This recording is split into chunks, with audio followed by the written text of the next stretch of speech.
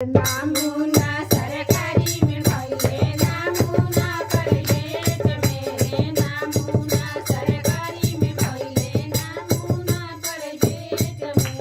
ई मुना भले रामा महल में चौकट के वाड़ी के बारी में ई मुना भले रामा महल में चौकट के वाड़ी के बारी में सासू जी आई है जटा जगल को सारा भी छोटा नवाई के सासू जी आई है जटा ननन को मारा भी छोटा नवाई के नामुना सरकारी में भइले नामुना प्राइवेट में नामुना सरकारी में भइले नामुना प्राइवेट में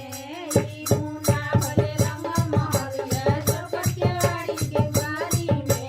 ई मुना भले रामा महलिया चौकट के वाड़ी दुआरी में गोतिनी आई है हलवा बनन को मारा भाई छोटा नवाई के गोतिनी आई है हलवा महलिया मारा भाई छोटा नवाई के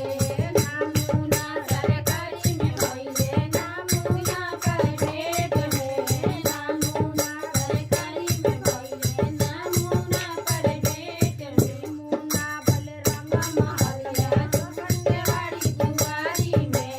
ई मुना भले रामा महल में चौकट के वाड़ी दुआरी में उनको ननद आई है काजर परन को मारा भाई छोटा लसारी के